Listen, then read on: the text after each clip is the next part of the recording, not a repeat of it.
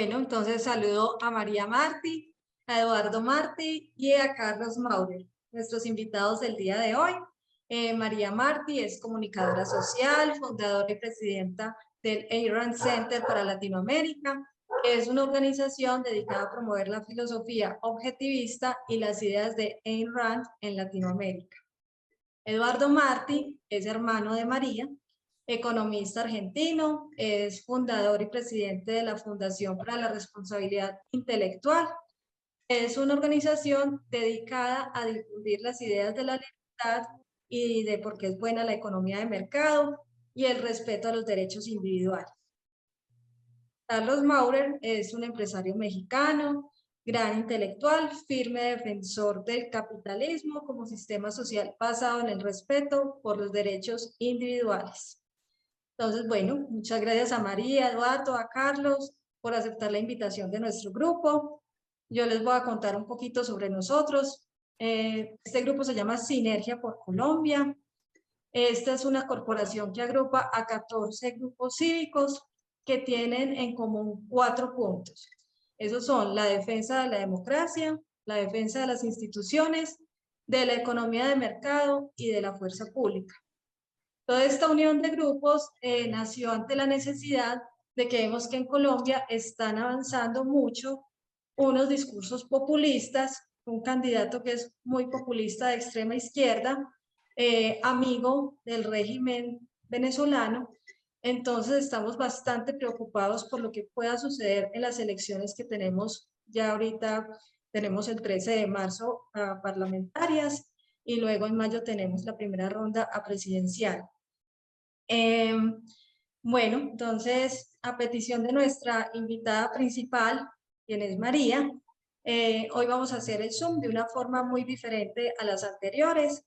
Hoy no es que ellos vayan a exponer todo el tiempo, sino que yo les voy a hacer 2 rondas de preguntas a cada uno de ellos.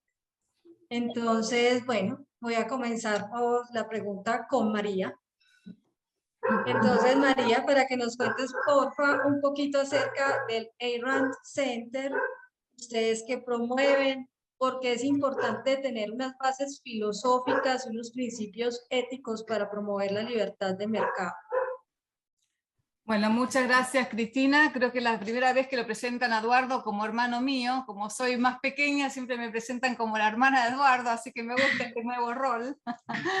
Pero bueno, gracias por la pregunta. No sé cuántas personas de la audiencia conocen quién ha sido Ayn Rand. No sé si vos, Cristina, me podés dar esa respuesta. Yo la verdad, María, creo que muy poquita gente conoce estos temas acá en la audiencia. Ok, entonces voy a hacer un breve resumen sobre quién fue Ayn Rand.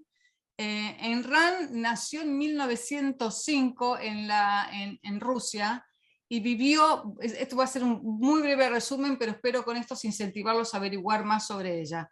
Y vivió durante su década de teenager, digamos, de adolescencia, toda la revolución bolchevique. Desde muy pequeña se dio cuenta de la importancia de respetar al individuo y las consecuencias que el colectivismo y el comunismo en la Unión Soviética estaba teniendo en las vidas justamente de ella, de su familia y de todas las personas que vivían en ese momento en el país. A los 21 años, los padres con miedo un poco de que la agarraran y la metieran presa y la terminaran matando, porque era una mujer que no se callaba lo que pensaba y siempre estaba de alguna manera promoviendo sus ideas de libertad, de respeto por los derechos individuales, de individualismo, lograron que se fuera con una beca a Estados Unidos, sabiendo un poco que ya no iba a volver más. Se fue a los 21 años a Estados Unidos y desde los 21 años hasta los casi 80 años que vivió, se dedicó, fue una escritora, novelista, escribió 4 novelas fundamentales que ahora les voy a contar cuáles son, pero a medida también que iba escribiendo estas novelas fue desarrollando un sistema filosófico al que llamó objetivismo, basado un poco en la filosofía de Aristóteles, pero es una filosofía completamente integrada en sus 5 ramas, en la metafísica, en la epistemología, en la ética, en la política y en la estética. No sé si habrán escuchado hablar, pero los libros más conocidos de Ayn Rand Uno es La rebelión de Atlas, en inglés Atlas Shrugged. Han hecho una investigación en Estados Unidos, es el segundo libro más leído en Estados Unidos. Es un libro de 1200 páginas que a través de una ficción expone toda su filosofía. El manantial también es una de sus novelas más conocidas. Luego tiene Los que vivimos, que es lo más similar a una autobiografía, porque es la historia de una joven que vive justamente toda la revolución bolchevique y las decisiones que tiene que tomar y cómo el sistema la oprime. Y después Himno, que también es una novela muy pequeña, distópica, del estilo de 1984, no me sale el apellido, Wells, pero básicamente que cuenta una sociedad en donde se ha colectivizado tanto que se ha perdido el concepto del individuo, se ha perdido la palabra yo. Entonces, y las consecuencias que eso trae en la sociedad, en la vida de cada individuo, y justamente los avances tecnológicos y los avances empresarios, que es un poco lo que los trae a ustedes también aquí. Y a nivel de no ficción, escribió también muchos libros y muchos ensayos en donde ya explica en forma más abstracta y concreta al mismo tiempo todo su sistema filosófico. ¿En qué se basa su sistema filosófico? En que algunas cosas les va a parecer obvia, pero si analizamos un poco la realidad de nuestros países nos vamos a dar cuenta que no son lo que se practica actualmente, que la realidad existe en la rama metafísica, y que la realidad es algo exterior a nosotros, que no importa lo que querramos o lo que decimos, la realidad es lo que es. Segundo, que para poder actuar en este mundo necesitamos reconocer esa realidad y confiar en nuestra propia mente, que nuestra razón es la única herramienta que nos permite tomar decisiones y poder sobrevivir como seres humanos, a diferencia de lo que ocurre con las plantas y con los animales. El tercer concepto en tema ético, que es el más controversial de Ayn Rand, es que ella está a favor de lo que llama egoísmo racional. En una Latinoamérica en donde nos han enseñado que el egoísmo es algo malo y que el altruismo, el sacrificio por los demás es algo bueno, el concepto de Ayn Rand hace mucho ruido, pero cuando uno lo comprende, se da cuenta que es el camino justamente a una sociedad benevolente. Porque ella, cuando se refiere a egoísmo, se refiere a que somos seres individuales, tenemos derecho a nuestra propia vida nos pertenece, tenemos derecho a ser felices y por ende venimos a esta vida justamente a perseguir los valores y a tomar las decisiones y actuar para poder justamente vivir como seres humanos, para vivir la mejor vida posible. Y eso es algo que a veces no concuerda con lo que nos vienen enseñando mucho en Latinoamérica, en donde el colectivo es lo importante y no el individuo, en donde lo que importa es sacrificarse por los demás, lo moral es sacrificarse por los demás y no pensar en uno mismo.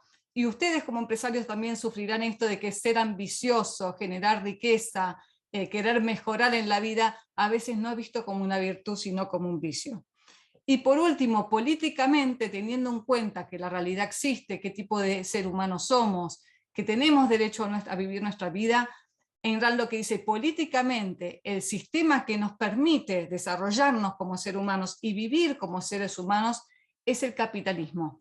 Y ella entiende el capitalismo no solamente como un sistema económico, sino fundamentalmente como un sistema social que reconoce y garantiza los derechos individuales de cada ser humano a su vida, a su libertad, a su propiedad y a la búsqueda de la felicidad. Así que un poco lo que está tratando de hacer el Ayn Rand Center Latinoamérica desde hace 3 años que lo fundamos, acá con la colaboración de Eduardo y de Carlos Maurer también, fundamental ha sido su apoyo en este proyecto, es tratar de difundir las ideas de Ayn Rand, porque consideramos que si queremos cambiar primero las vidas de las personas de manera individual, pero si queremos cambiar las sociedades a nivel político y económico, tenemos que trabajar en la base filosófica, la base moral, la base epistemológica. Entonces, si queremos cambiar digamos, la punta del iceberg, tenemos que trabajar en esas ideas filosóficas y eso es lo que estamos tratando de hacer. Muchísimas gracias, María. Bueno, entonces continuamos con el hermano de María, ya que te gustó esa presentación. Eduardo, ¿cuáles son las ventajas de la libertad económica para los países y para sus ciudadanos? ¿Me escuchás bien? Sí, ¿no? Perfecto. ¿De qué depende el nivel de vida de los colombianos? depende de la cantidad de bienes y servicios que produzcan los colombianos, por ejemplo, en una medida de tiempo, podemos decir en un año, más todos aquellos bienes y servicios que importen del exterior, menos que aquellos bienes y servicios que envíen al exterior. Entonces, ¿de qué depende el nivel de vida de los colombianos o de los argentinos o de los bolivianos o de los americanos? Depende de la producción. ¿Y la producción de qué depende? Aquello que un pueblo produzca durante un determinado periodo de tiempo estará en función de qué? Estará en función del capital con que se cuenta. El capital determina la productividad de ese pueblo. ¿Y qué es el capital? El capital son máquinas, son herramientas, es tecnología, es educación. Es lo mismo arar un campo con 2 bueyes que ararlo con un Massey Ferguson, con un tractor con aire acondicionado y música y vamos escuchando YouTube. No es lo mismo. Con los bueyes logro arar 1 hectárea y termino comido por los mosquitos. En cambio, con un Massey Ferguson logro arar 200 hectáreas y realmente estoy completamente descansado. Es lo mismo pavimentar una ruta con una palita o con una topadora. No, no es lo mismo. La productividad aumenta con el uso del capital. Es lo mismo bajar un cajón de Coca-Colas con el hombro del trabajador que se rompe la espalda y se gana una hernia en la columna, o con una pala que entra en el camión, lo deposita a su vez en una carretilla adecuada para esos fines y va con eso adentro del supermercado. No es lo mismo. El segundo trabajador logra bajar 500 Coca-Colas en 20 minutos y está descansado. El primero queda con la espalda partida y logró bajar 4 cajones de Coca-Colas. Entonces, ¿cuál es el secreto de la prosperidad de los colombianos y de Colombia en general? El secreto de la prosperidad depende de la cantidad de capital acumulada per cápita que exista en el país. Más capital, más ricos son, mayor productividad, mayor cantidad de bienes y servicios a disposición de los colombianos, menores precios. Entonces, ¿de qué se trata el secreto de la prosperidad? El secreto de un país que progresa, se trata de acumular capital. Acumulando capital mejora nuestra productividad. Entonces, eso en relación a si tenemos en claro qué es lo que pretendemos. Si queremos, estamos a favor del pobrismo, de que tenemos que desprendernos de todos aquellos bienes y servicios superfluos para alcanzar el cielo, seguramente nuestra política va a estar destinada a tratar de combatir todo aquello que sea la sociedad de consumo, entre comillas, y al mismo tiempo desprendernos de aquellos bienes y servicios considerados superfluos, castigar la producción y al mismo tiempo atacar a los empresarios como greedies, como avariciosos capitalistas. Si en cambio estamos a favor de la mejora en la calidad de vida de las personas y que consideramos que eso, lejos de lastimar la espiritualidad de las personas, al sentirse libres de las exigencias de la vida diaria, ya que tienen el sustento asegurado y algunos placeres también asegurados, tienen la familia bien, pueden mandar a un lindo colegio a sus hijos, pueden pensar en un descanso en el verano, tienen vivienda propia. Entonces, la gente encuentra tiempo para cultivar las artes, para escuchar a Chopin y escuchar a Rachmaninoff, para leer las novelas y los libros de texto de Ayn Rand y para empezar a trabajar un poco en la inteligencia que requieren desarrollar los latinoamericanos y que lo han hecho muy mal hasta ahora. Entonces empiezan a leer a Escojotado y los enemigos del comercio, empiezan a leer a García Hamilton, que habla de los latinoamericanos y la improductividad, empiezan a leer a los austríacos, a los economistas como Mises, como Rothbard, como Hayek, como Hans Engels, que explican cómo funciona el mercado, empiezan a leer a los buenos historiadores que explican la Revolución Gloriosa, que explican las causas de la Revolución Industrial, que explican cómo funcionaba la mente de los Founding Fathers americanos y por qué Washington junto a Jefferson y junto a John Adams y John Quincy Adams y todos esos sujetos que promovieron la Revolución Americana lograron llevar a los Estados Unidos en pocos años a primera potencia del mundo con una gran calidad de vida. Los ejemplos de la Argentina te los dejo para la segunda pregunta, pero la economía que requiere un país latinoamericano para desarrollarse es una economía libre y deriva de los postulados que recién planteó María. Es decir, gente pensante que ama su trabajo, creativa, que comprende que la riqueza se crea, que no está fija, que si uno gana dinero no tiene por qué ser a expensas de alguien más en un juego de suma cero. La importancia de crear riqueza. Los americanos dicen to make money. La riqueza se hace, pero para hacer riqueza usted no lo tiene que perseguir. No tiene que implementar medidas de justicia social, que no hay nada más injusto que eso. No tiene que promover el bien común en contraposición con el bien individual. Tiene que dejar de lado el estatismo, el colectivismo y la persecución a los individuos. Tiene que dejar a la gente producir en paz. Laissez-nous faire, decían los franceses. Déjenos trabajar, ministro Colbert. Laissez-passer, deje comerciar a la gente en paz y usted va a ver enseguida cómo Francia salta a la prosperidad. Esas son las dos lecciones de la Argentina a las que me voy a referir seguramente en su segunda pregunta. Fuimos ricos, ahora somos pobres, ser ricos mucho mejor. Adelante.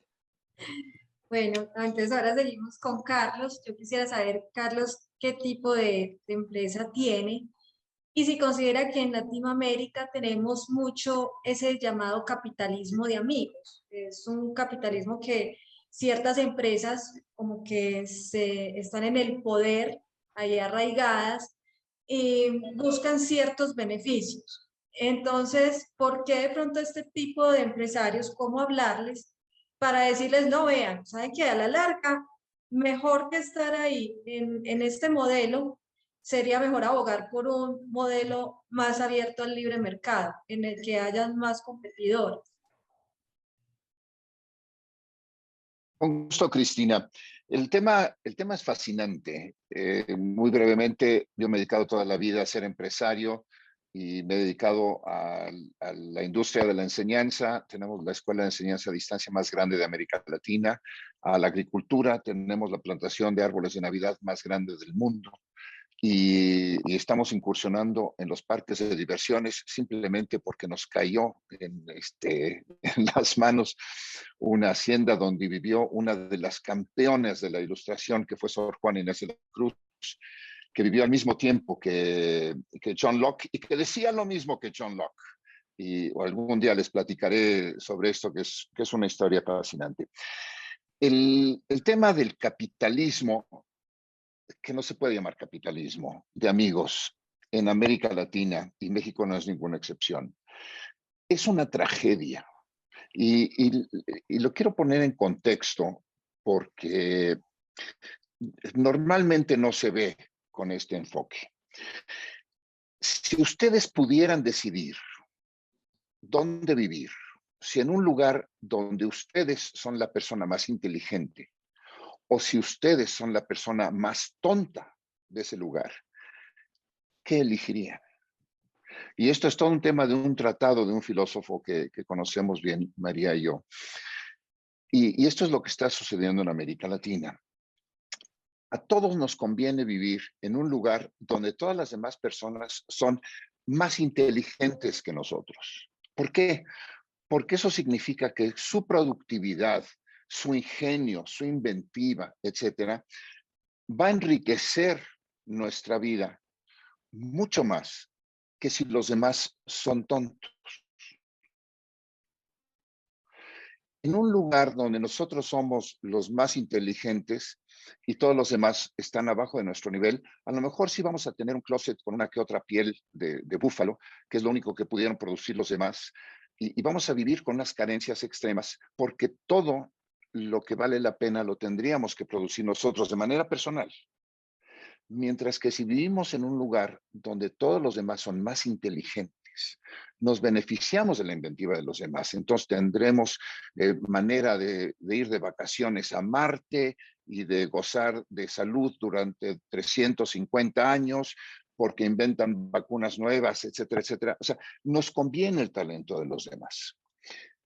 Pero en el momento que tenemos un capitalismo, otra vez entrecomillado, de amigos, lo que sucede es que el empresario que tiene el favor del Estado se convierte en el más inteligente del lugar. No porque tenga más cerebro, sino porque tiene más cosas a su disposición. Obtiene mejores permisos para importar bienes, paga menos impuestos, no tiene que pagar sus multas, etcétera. Mientras que todos los demás están sojuzgados, están limitados a la producción que pueden hacer porque no tienen esos favores del gobierno. Entonces, el empresario que cae en el error de jugar a ser el amigo del gobierno, de la burocracia en el poder en este momento, en realidad empobrece muchísimo su propia vida. No solamente la de los demás, sino su propia vida. Y eso es lo que nos debe mover a no participar en el capitalismo de Estado, a rechazarlo y a negarnos a participar y a bloquear a cualquiera que se esté beneficiando de esa manera. No porque los demás sufran, o no nada más porque los demás sufran por esa medida, sino porque nuestra propia vida se empobrece. Y ese es el fundamento del problema en América Latina con el capitalismo de Estado. Todo mundo es pobre, incluso los amigos de la gente que está en el gobierno. El objetivo sería liberar. Y que no se nos olvide que la política está mal definida. Normalmente se dice que la política es aquella ciencia que nos dice cómo evitar diferencias o la ciencia de lograr lo posible, cosas por el estilo. No. La política es una conclusión, no es un invento. Es una conclusión y es una conclusión de la ética. La política depende de la ética. Si sabemos que la ética correcta para el ser humano es que debemos pensar y producir todo lo que nuestra vida requiere para gozar de nuestra vida, para vivir mejor, para enriquecer nuestra manera de vivir. La política simplemente es aquel sistema social que nos permite actuar de manera ética. No es otra cosa. Es una conclusión de la ética que aceptamos como cierta. Entonces, si aceptamos el hecho de que necesitamos producir lo que nuestra vida requiere y que necesitamos la libertad para pensar y producir lo que nuestra vida requiere, la única alternativa es la libertad de empresa, la libertad de poder hacer y actuar según nuestro propio criterio. Y eso es lo que la política de amigos, lo que el capitalismo de Estado vive, porque no permite que toda la gente pueda producir como podría producir en libertad. Dicho en otras palabras, estamos anulando la mente del ser humano. Y la mente del ser humano es la única fuente de riqueza. Si no, pregúntenle a las jirafas, a los rinocerontes y a las ballenas qué tan ricos eran antes de los seres humanos. Es nuestra mente la que genera todo. Si no respetamos las reglas de nuestra mente, no vamos a tener calidad de vida, ni nosotros participando como amigos del gobierno, ni ninguna otra persona en esa sociedad. Y eso nos da el contexto. Y quisiera yo acotar algo que mencionaba Eduardo muy acertadamente, y dado que él lo dijo muy bien, pues me voy a parar en sus hombros. Dicen que todos estamos parados en los hombros de los gigantes, en este caso el gigante es Eduardo. Él dice que es mejor tener un país rico que un país pobre, que vivimos mejor cuando hay capital, que la maquinaria nos ayuda a vivir mejor. Esto es cierto, y esto nos lo da la libertad de empresa, pero hay algo todavía mucho mayor que esto. En otras palabras, el poder seguir nuestros sueños, nuestras aspiraciones, el buscar nuestras metas, en esforzarnos por lograrlas y el tener la libertad para hacerlo, es incluso más importante que tener dinero y que tener capital. Porque de buscar nuestras metas, de esforzarnos por lograr lo que nosotros queremos lograr en la vida, es lo que nos genera la felicidad. Entonces, cuando sacrificamos la libertad de empresa, lo que estamos sacrificando es nuestra libertad, nuestras metas, nuestros sueños y nuestras aspiraciones. Y no hay peor tragedia en la vida que eso. Muchas gracias. Gracias, Carlos. Hay otro punto que a mí me parece importante y es que también cuando hay más competencia, hay más inversión, también empieza a crecer la demanda agregada porque más gente comienza a salir de la pobreza. Entonces, igualmente, si la gente empieza a tener más plata, puede empezar también a demandar más productos y podemos empezar a ser más creativos porque ya no les voy a vender solamente esto, sino que les voy a vender este otro producto. Creo que eso también puede ser como otra ventaja además de las que tú nos cuentas. Cristina, ¿puedo agregar una cosita ahí?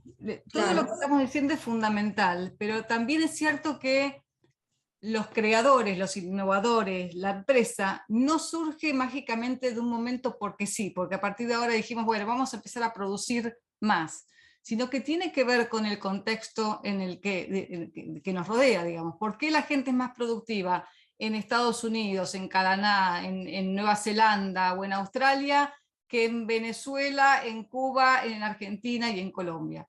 Porque hay un marco de respeto por los derechos individuales, hay un marco de respeto por la libertad, por la vida y por la propiedad de cada ser humano. Entonces, una persona que va a emprender, que va a invertir dinero, tiempo, que va a arriesgar, etcétera, va a preferir hacerlo en un contexto que sabe, bueno, corro mi riesgo, pero si obtengo éxito y genero riqueza, voy a poder conservar esa riqueza para mí, para usarla como yo quiero. ¿Qué incentivo puede tener alguien en ser emprendedor, correr riesgos, perseverar, esforzarse, si sabe que cuando termina de poner el horno con la torta, viene el vecino y se lo saca? En este caso viene el Estado y te cobra 70% de impuestos. Entonces nadie genera y nadie crea y nadie arriesga para que los demás se lleven el resultado. Entonces tiene mucho que ver la creación y la innovación justamente con los marcos de sistema que tenemos que nos permiten florecer, inventar y crear respecto a otros que justamente lo que te dicen es obedece, hacer lo que el gobierno te dice hacer, y por eso te terminas teniendo vidas pobres, miserables, cortas y con poco entretenimiento y placer. Entonces lo que tenemos que preguntarnos es qué vida queremos y cuál es el marco que permite mejores vidas que otras. Muchas gracias, María. Bueno, y continúo contigo. Estamos viendo que hay una proliferación de muchos colectivismos, ya sean pues que feministas o que por el color de la piel, que indigenistas, que lo de los negros. Entonces estamos viendo toda esta proliferación de colectivismos y estos a la larga uno termina viendo que siempre salen solicitando más Estado. Incluso pues cuando lo de Black Lives Matter, las fundadoras tenían relación con el Partido Comunista de Estados Unidos. Entonces uno ve que ellos siempre se quejan del papel del Estado, pero a la larga lo que están pidiendo es la intromisión del Estado.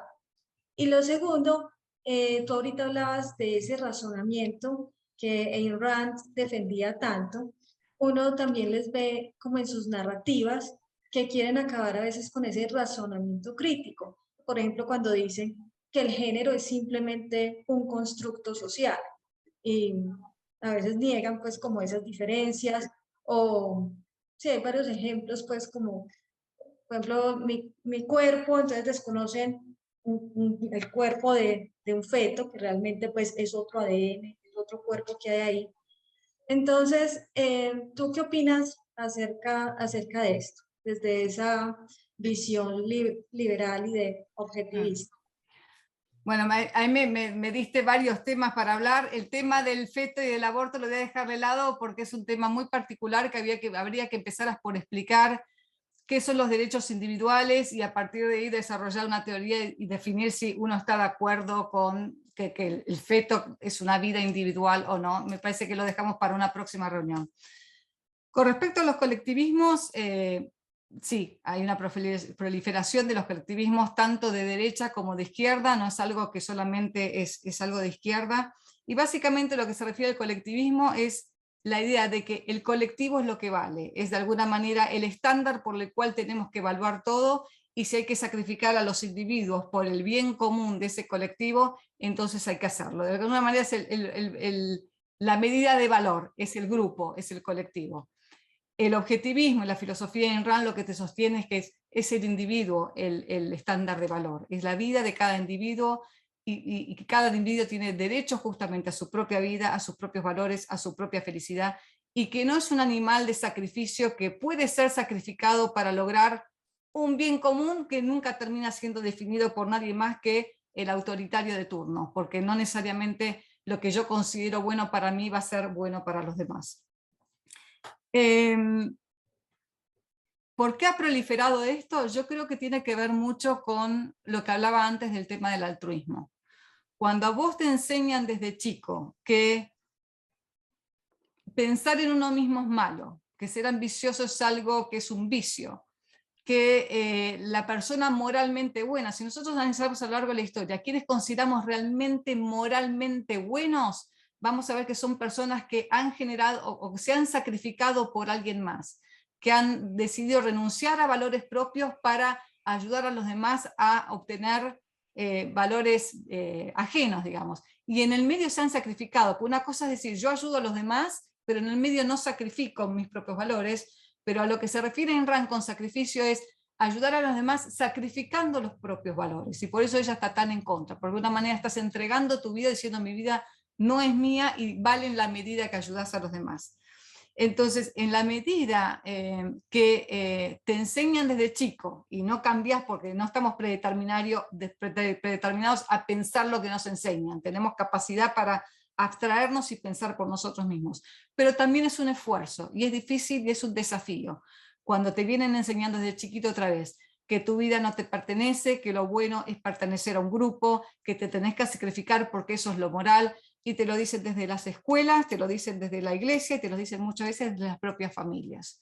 Entonces, es lógico de alguna manera que las consecuencias, cuando uno crece, las consecuencias de esos pensamientos, los veas hoy en la realidad, y que la gente vote por políticos que ofrezcan medidas colectivistas, en donde sacan a uno y sacrifican a uno para beneficiar a otros, en donde le dice a la gente cómo deben vivir sus vidas, donde les dicen qué tienen que estudiar, con quién pueden comerciar, a quién deben contratar. Es decir, de alguna manera dejan sus manos en vida de los demás, en manos de los demás o del grupo.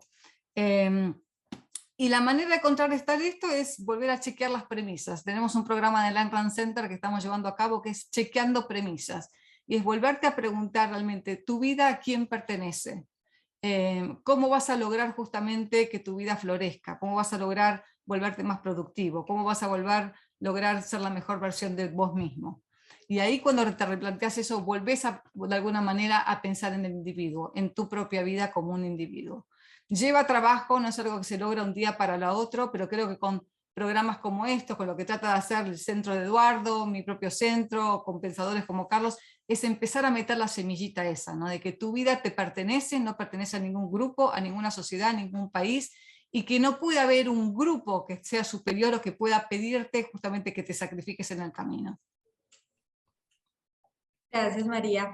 Bueno, entonces con Eduardo, ya sí las lecciones de Argentina para Colombia. ¿Qué podemos aprender? Porque hace poco vi con mucha preocupación un candidato, por ejemplo, hablando del control de precios, de hacer una política de control de precios, y el año pasado en Argentina, pues eso salió extremadamente mal. ¿Qué lecciones puede aprender Colombia de Argentina para no repetir? Cuando fuimos ricos, Argentina llegó a tener el PBI más grande del mundo en per cápita cerca de fines del siglo XIX, fue debido a un Estado muy, pero muy pequeño, dedicado a la defensa de los derechos individuales. Básicamente, el argentino era libre de importar y de exportar, los impuestos eran relativamente bajos, las reglas de juego sencillas, no había regulaciones, la gente era libre para emprender, para poder poner negocios de todo tipo sin necesidad de tener que sobornar inspectores ni de sufrir controles. Nosotros, la familia Martí, tiene dos abuelos que vinieron de Francia en esa época, llegaron en 1880, una abuela que venía de Londres y otra abuela que venía de Barcelona, y llegaban a la Argentina porque era un lugar donde se podía prosperar. Así como iban muchos inmigrantes a Estados Unidos, muchos iban a la Argentina. Había libertad de empresa y los argentinos prosperaban a tal punto que el PBI de la Argentina era mayor al 50% del resto de toda América Latina, incluida México y Brasil. Así que el Producto Bruto argentino era simplemente extraordinario. El salario per cápita era superior al de los italianos, al de los españoles, se igualaba con los franceses, era apenas un poco menor al de los ingleses o los norteamericanos. Era realmente un país próspero. Basta ver videos de la época para ver el grado de prosperidad asociado. A partir de 1930 hubo un golpe militar provocado por ideas fascistas, por ideas nacionalistas, por ideas influenciadas en gran medida por la Iglesia Católica y por los jesuitas en particular, en donde se aunaban, por un lado, aquellas ideas de proteccionismo desde el punto de vista económico, tratando de frenar las importaciones de otro país, favoreciendo el desarrollo para adentro, decían, y al mismo tiempo dándoles beneficios a los grupos amigos del gobierno, como bien se refería Carlos. Es decir, los empresarios dejaron de volcarse a la producción y a la mejora de la calidad de sus productos para poner todo el énfasis en hacerse amigo del secretario de Comercio o del ministro de Economía para obtener privilegios, para obtener subsidios, créditos subsidiados o para obtener beneficios de ese tipo. A partir de ese momento se creó el Banco Central, que destruyó la moneda argentina, le sacaron 13 ceros, se creó la ley de impuesto a las ganancias que castigaba al exitoso, diciendo con el pretexto del bien común, con el pretexto de la justicia social, con el pretexto de la redistribución de ingresos, con el pretexto de la igualdad como meta, y a partir de ese momento se creó la Junta Nacional de Granos, se creó la Junta Nacional de Carne, se crearon todas aquellas instituciones que posibilitaron la llegada de Perón al poder. Y Perón era un Putin de nuestros tiempos, un personaje fascista, amigo y admirador del duce Mussolini, que estuvo a favor del eje en la guerra y que obviamente implementó todas estas medidas de destrucción de la economía argentina. Después que fue expulsado por una revolución de militares que lo acusaban de inmoral, volvió al poder. ¿Por qué volvió Perón al poder? Por la sencilla razón de que el pueblo argentino no comprendió las bases de su prosperidad. Y las bases de la prosperidad de un pueblo están, como bien decían Carlos y explicaba recién María, en que se comprendan principios éticos básicos. ¿Cuáles son esos principios éticos? Que un hombre tiene derecho a su propia vida, a relacionarse con los demás en términos de seducción. Vos me haces sentir bien, Cristina, yo te hago sentir bien, y no de violación. Si vos no me haces sentir bien, yo te hago sentir mal. En nuestras sociedades latinoamericanas impera la violencia. ¿Quién ejerce la violencia? Los políticos, la casta política, como bien dice don Javier Milei en la Argentina, y los privilegios de que gozan todos los grupos cercanos al poder. ¿Qué es lo que hay que hacer? Primero, tener buenos principios éticos, el derecho a la búsqueda de tu felicidad, el derecho de propiedad, el derecho a tu vida. el comprender que el Estado es tu servidor y que tiene muy pocas funciones, ejercer justicia y cuidar de tu seguridad y nada más. Eliminar de los 30 ministerios que tener y dejar 4 o 5 y balancear un presupuesto con gastos muy escasos que no superen el 10%. ¿Seguís ahí, doña Cristina? No sé si sigo hablando. Ok. Sí, por favor, alguien tiene el micrófono abierto. Ya, Ok. ya lo cerró. Ya. Ok. Entonces, eso es un poco, ¿no? Es el secreto de la economía. No puede haber economía de Teira, mercado. se te volvió a abrir el micrófono. No puede haber economía de mercado en un contexto donde tenemos, la economía depende de la política y la política depende de la ética. Si la ética que prevalece es la ética del bien común por encima del bien individual, donde lo ponen en conflicto, si la ética que prevalece es la de Bergoglio y sus enseñanzas, si la ética que prevalece es que el hombre es el lobo del hombre y para eso tiene que estar el Estado cuidando a la gente de sus excesos, si no permitimos recrear un clima de libertad donde cada uno comercia a su antojo y donde el límite está claro en no abusar de la libertad ajena, nuestra libertad termina donde empiezan los derechos de los demás. Entonces, si no comprendemos esos principios, no cambiamos. Por eso en Chile, después de la prosperidad económica tremenda que han tenido y que se han convertido en la primera potencia de América Latina, vuelven al socialismo. ¿Por qué? Porque creen que el capitalismo es inmoral. Mientras no aprendamos a defender la moralidad del capitalismo, seguiremos intentando con el socialismo. ¿Por qué? Porque consideran que el socialismo es moral, es justo y es ético. Es exactamente al revés. El capitalismo es moral, es justo y es ético, pero hay que saber defenderlo. ¿Es fácil? No es fácil. Por eso son tan importantes estos seminarios. Gracias, Cristina.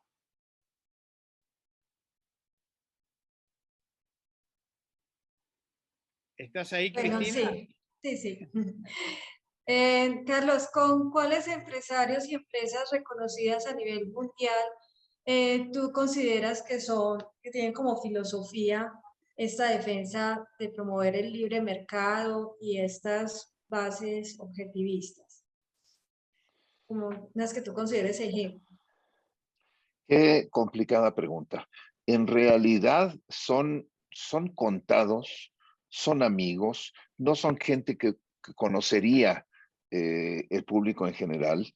Los empresarios en general tienden a ser gente muy enfocada en la labor productiva, pero no son filósofos. Y eso es una lástima, porque si bien para ser empresario no necesita ser filósofo, sí debería haber un límite a la ignorancia que los empresarios, sobre todo los empresarios grandes, deberían tener sobre el tema. El entender la función del empresario y la libertad que necesita haber en el empresario y la libertad de los otros empresarios es algo que no han sabido defender, que por eso estamos en el hoyo en que estamos, no solamente en América Latina, sino en prácticamente el 100% del mundo. Esa es una tragedia porque los empresarios en general están organizados en cámaras, en asociaciones, etcétera.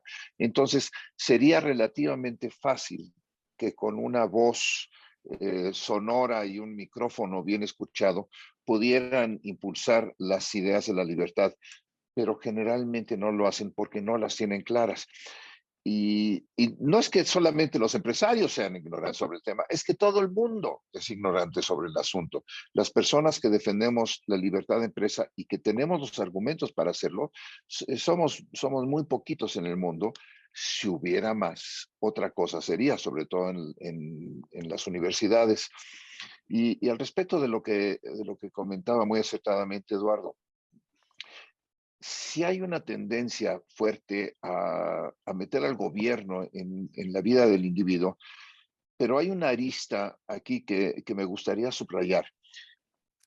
Los burócratas, los regímenes totalitarios, no están interesados en llevar ellos mismos una vida como la que pregonan es la vida ética y moral, que es la de sacrificio en aras de la sociedad, etc. Si fuera así, lo único que tendrían que hacer es organizar una comuna, irse a una comuna en su propio terreno, y todo el mundo que viva ahí tiene que dejar todo el producto de su trabajo para ser repartido entre todos los demás, y una vez que tienes un par de zapatos, no necesitas otro, y todo lo demás lo necesitas sacrificar. No lo hacen así.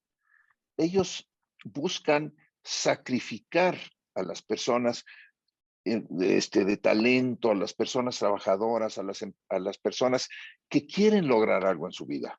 El objetivo de ellos es sacrificarlas porque parten de la base de que el individuo le pertenece a la sociedad, no que deba beneficiar a la sociedad, sino que le pertenece a la sociedad, y la sociedad puede disponer de la vida y del producto del trabajo del individuo. Y si el individuo no entrega eso por las buenas, bueno, se recurre a la fuerza y se le decomisa. Ese es el problema fundamental, que recurren a la fuerza para obligar a los individuos a sacrificar sus aspiraciones y sus sueños. Listo, muchísimas gracias, Carlos. Ya pasamos entonces a las preguntas del público. Quien tenga alguna pregunta, por favor, levante la mano. Ustedes, mientras tanto, ¿qué es lo que... A ver, si ustedes nos... Mi objetivo aquí, el principal, cuando yo invité a María, es como que nos dejara una enseñanza, un mensaje aquí a un grupo de personas, dentro de las que hay muchos empresarios, ejecutivos, acerca de esas transformaciones que necesitamos en Latinoamérica y que necesitamos en Colombia. ¿Ustedes cuáles dirían que son una o dos claves?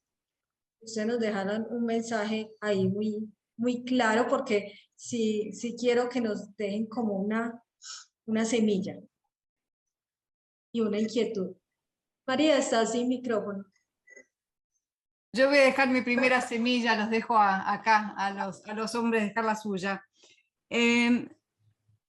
Yo creo que cuando hablamos de altruismo y de sacrificio, es algo que ha impregnado a toda la sociedad, y dentro de la sociedad los mismos empresarios.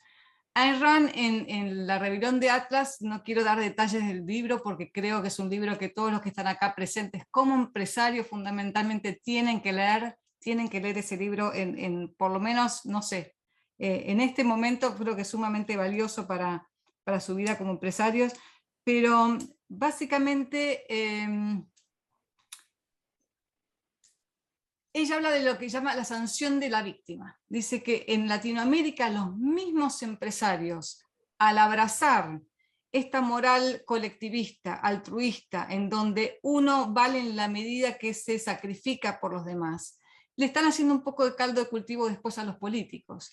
Y cuando vienen a cobrarle impuestos por el 70%, cuando te vienen a decir con quién podés comerciar y con quién no podés comerciar, cuando te dicen a quién podés contratar y a quién no podés contratar, de alguna manera eso lo aceptás como una especie de castigo o como pago por el vicio o por el error de haber sido ambicioso, de generar riqueza, de querer algo mejor para tu propia vida. Entonces se da mucho esto en los empresarios de Latinoamérica, el tema de la culpa no merecida. Es decir, quiero mejorar mi vida, quiero ser libre, quiero generar riqueza, pero al mismo tiempo sé que tengo que pagar el costo por algo que en el fondo no está considerado como moral. Y yo creo que parte de la lección que me gustaría dejarles es primero que lean el libro de Ayn Rand, que lean La rebelión de Atlas, porque ahí lo que van a descubrir, que yo creo que lo que ha hecho que este libro haya impactado tanto la vida de cada uno, es decirte, volvete a adueñar de tu propia vida, tu vida te pertenece, y lo que implica que tu vida te pertenece es que deberías tener la libertad de poder actuar y de tomar decisiones y de hacer lo que vos quieras con ella, sin que nadie de alguna manera viole ese derecho. Entonces yo creo que si vemos todas las políticas que aceptamos día a día, los altos impuestos otra vez, cómo nos tenemos que educar, con quién podemos comerciar. En el fondo lo que nos están diciendo, lo que estamos aceptando, es que nuestra vida no nos pertenece, sino, como bien decía Carlos, nuestra vida pertenece a la sociedad o pertenece a un grupo, y que ellos pueden decidir lo que es bueno o malo para nosotros y cómo deberíamos actuar. Entonces, la primera semillita que querría dejarles es: su vida les pertenece, no se sientan culpables por ser productivos, no piensen que tienen que devolverle a la sociedad lo que, digamos, la sociedad les ha dado, ya le han pagado con impuestos al por mayor, y lo que ustedes están dando a la sociedad es algo muchísimo, muchísimo más valioso, que es la posibilidad de vivir como vivimos hoy, con teléfonos, con computadoras, con electricidad. Eso es lo que dan a la sociedad, y que la sociedad se beneficia porque si no, no lo comprarían. Entonces, cualquier empresario que haya generado riqueza en una sociedad libre, la única manera que tiene de haber logrado eso es porque la gente aprecia el producto que han generado, digamos, como algo bueno para su propia vida. Entonces, sáquense la culpa de encima y tengan cuidado cuando miren al Estado, digamos, con buenos ojos, porque de alguna manera lo que puede parecer pan para hoy es hambre para mañana. No dejan de estar apuntando la bala al propio ombligo, porque lo que hace el Estado es, por un lado, como una buena frase, ¿no? Te corta las piernas y después te da las muletas, pero ¿a dónde hubieras podido llegar si no te hubieran cortado las piernas?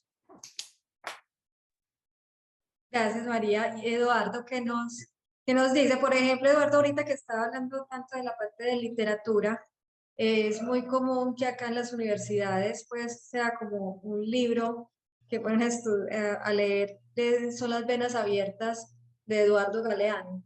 Ese es un libro pues que es como que siempre fijo, está en las universidades. ¿Cómo sería Latinoamérica si leyéramos menos Las venas abiertas y más el tipo de literatura que tú propones?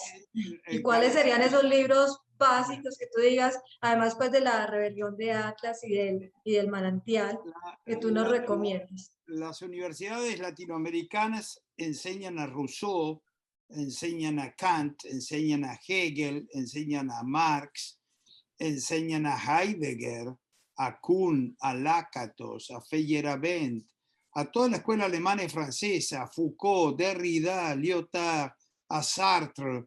Lo que tenés es una escuela que, la franco-alemana en general, que consagra esa visión de que en realidad el individuo tiene que someterse al Estado y que el Estado es la encarnación del bien, y que lo que a vos tenés que hacer es obedecer.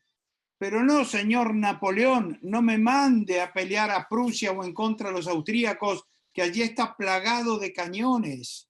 Me van a arrancar la cabeza, es tu obligación sacrificarte por el bien común.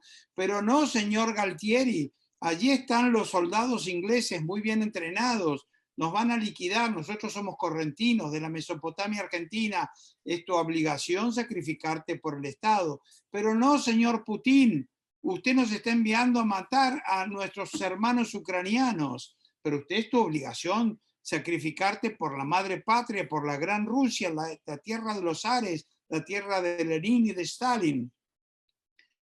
Si tienes esa visión nacionalista, que es una mezcla de fascismo y comunismo, que se hermanan en un socialismo utópico y en donde el individuo se tiene que sacrificar por el bien común, la visión en general que la Iglesia Católica a través de los jesuitas ha diseminado por toda América Latina, donde no tenés derecho a tu vida y donde el mejor ejemplo de sacrificio está dado por la Madre Teresa en el mejor de los casos, o el Che Guevara, que sacrifica su vida en aras de darle la libertad a América Latina, mientras que en los Estados Unidos el héroe es Steve Jobs o es Mr. Bezos. Entonces vos tenés dos éticas diferentes. Una ética que conduce a la revolución industrial y a las maravillas del siglo moderno, del mundo moderno, y otra ética que te vuelve a la Edad Media, 1000 años de atrasos, donde la Inquisición te quemaba vivo en base a supersticiones y donde nacías siervo y morías siervo. La posibilidad de mejorar tu calidad de vida en la tierra era mínima. Entonces, América Latina está bajo la influencia de esas viejas tesis feudales que nos trasladó con el mejor de los espíritus a España, porque en España también estaba la escolástica, que era una buena visión, pero que lamentablemente consistían en la cruz y la espada. La idea de comerciar, la idea de inventar, la idea de que las relaciones entre los seres humanos son armónicas y la idea de la benevolencia que surge del respeto por el prójimo, esas ideas están ausentes y todavía no se comprenden. Mientras los empresarios latinoamericanos no sepan defenderlas, estamos en el horno, doña Cristina. Así que tenemos que seguir trabajando. A ver qué dice don Carlos de esto. Muy interesante pregunta. Muchas veces los seres humanos entendemos mejor las cosas, las memorizamos y las conceptualizamos mejor cuando tenemos una imagen. Muchas veces para ilustrar la visión de que el individuo se debe sacrificar a la sociedad, se usa el concepto de que la sociedad es como un cuerpo, es un organismo. Y todas las células deben contribuir al organismo, porque si no el organismo muere. O sea, las células de nuestro estómago tienen que hacer su trabajo, porque si no el cerebro muere, y el cerebro tiene que hacer lo propio, y el hígado también. Y se usa esa semejanza con una idea a un organismo, incluso se le llama la visión orgánica del asunto.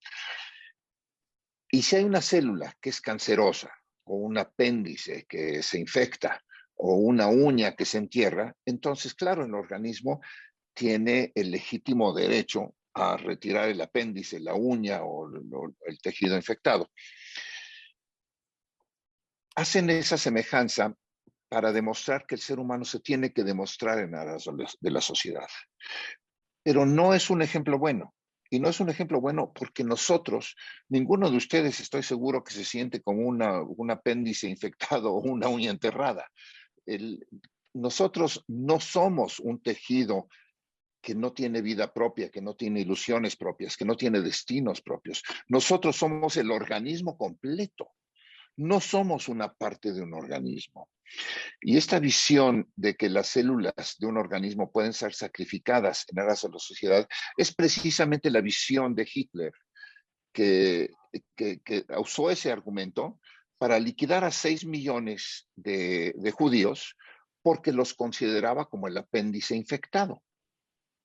Y para su mente esa era la justificación para matarlos. Y eso es lo que transmitió a sus soldados y demás, que los mataban porque pensaban que eran malos para la sociedad.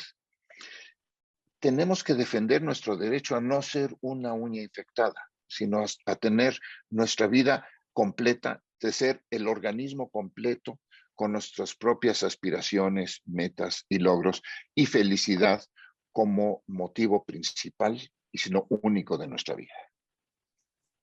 Muchísimas gracias, Carlos. Por acá tengo una pregunta en el chat, si de pronto la quieren responder antes de irse. ¿Nos da tiempo?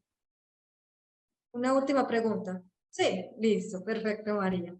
3 ideas básicas de libertad individual para inculcar en los jóvenes de ambientes vulnerables que están tan adoctrinados por las ideas colectivistas y para los cuales conseguir un empleo o emprender un negocio resultan tan difícil. Que 3 recomendaciones diferentes a leer La Rebelión de Atlas, que esa nos quedó súper chequeada.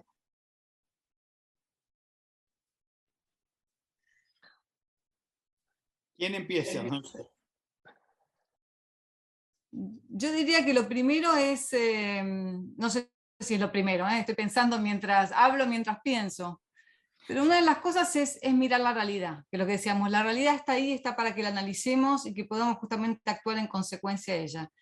Y si miramos los datos y miramos los países en donde la gente vive mejor, vive más largo, la calidad de vida con la que viven, las casas que tienen, los autos que tienen, las posibilidades de educarse que tienen, las posibilidades de conseguir un buen trabajo que tienen, son mayores, son los países justamente que nos dejan libres, que tienen respeto por la propiedad, que respetan las instituciones. Entonces, no se puede obtener los resultados si no miramos un poco cuáles son las causas. No podemos obtener las consecuencias sin las causas. Entonces, miramos las consecuencias, ok, vemos cuáles son los países que viven mejor, dónde son los países en donde podemos conseguir ese trabajo o ese empleo que hoy se nos hace tan difícil de conseguir. Vemos cuáles son los países en donde hay menos jóvenes en ambientes vulnerables, jóvenes que son emprendedores, que empiezan a progresar, que empiezan a lograr los objetivos que tienen en la vida. Y tenemos que preguntarnos, bueno, estos son los países, ¿cuáles son justamente los principios? ¿Cuál es la raíz que, digamos, fue bajo tierra y que logró justamente estos frutos?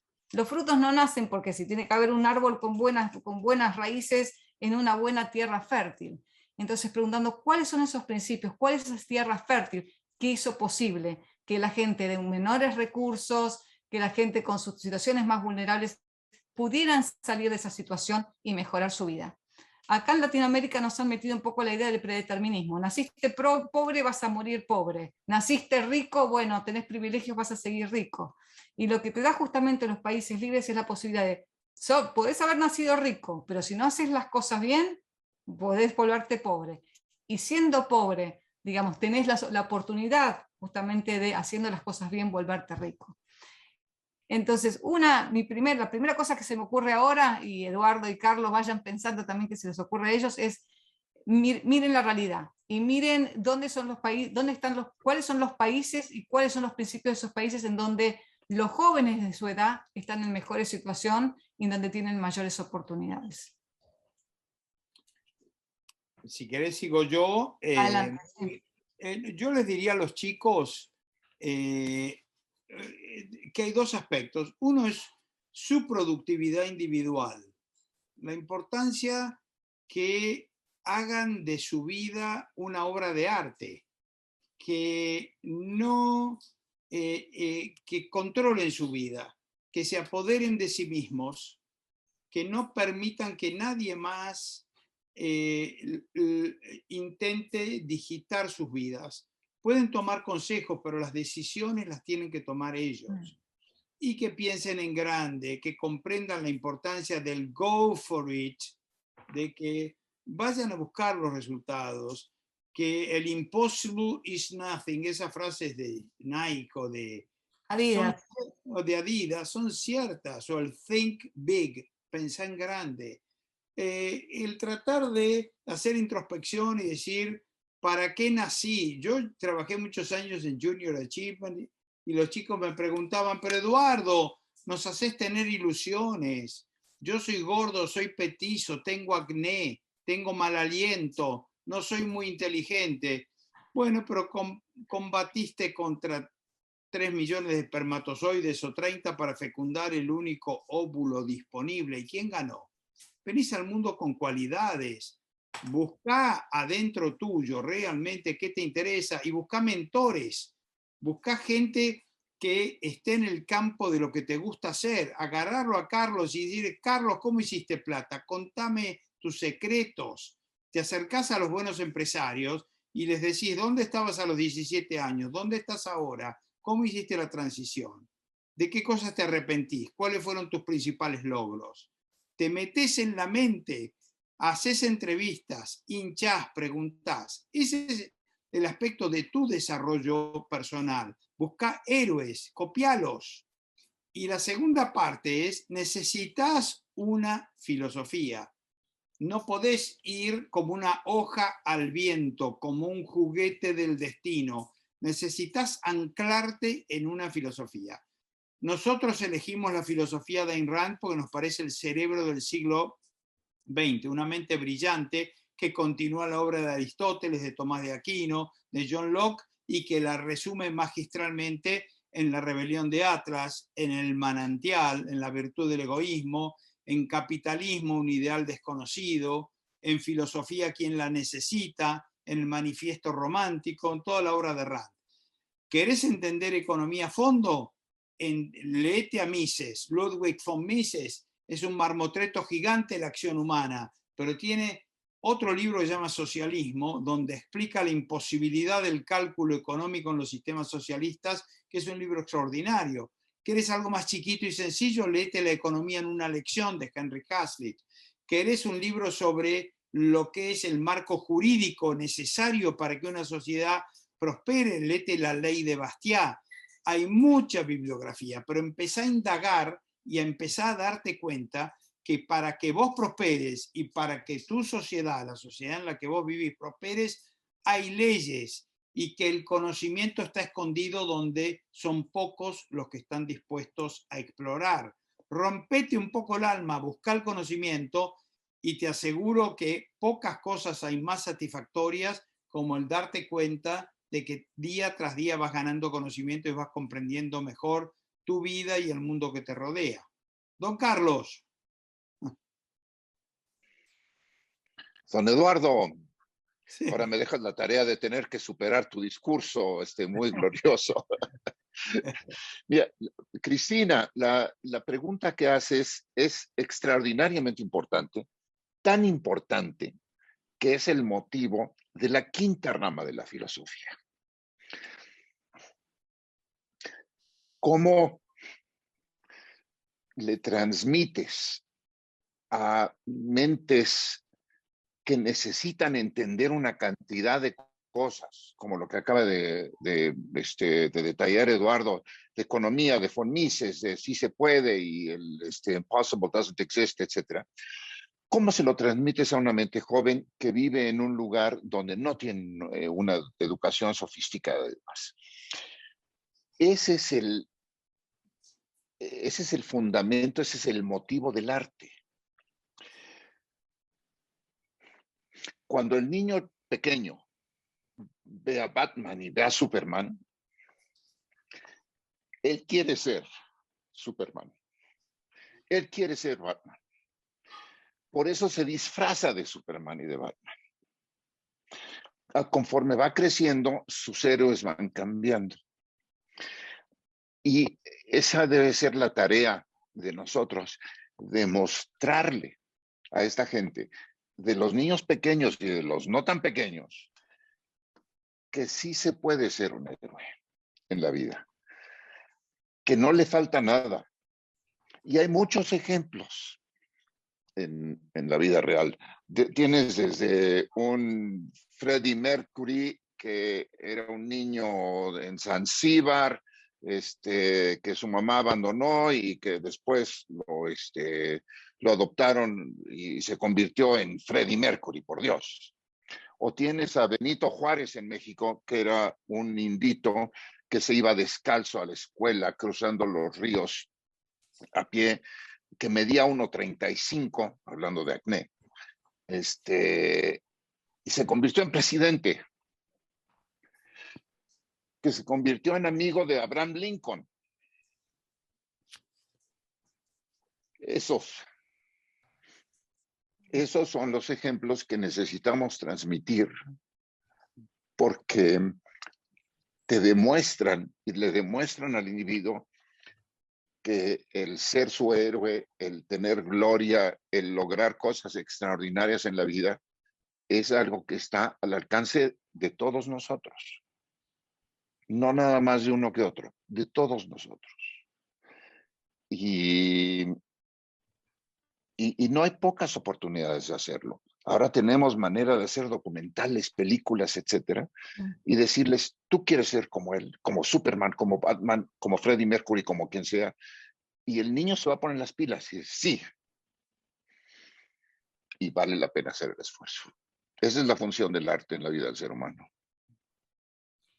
Y ahí lo único que agrego es que eso tenemos que desafiar en América Latina. Porque en América Latina, desde chiquito te dicen que tu mente es impotente, que no podés alcanzar nada de lo que te propongas, que estás predeterminado, es decir, que como naciste con mal aliento, petizo y demás, así te vas a morir y no puedes generar un cambio en la vida.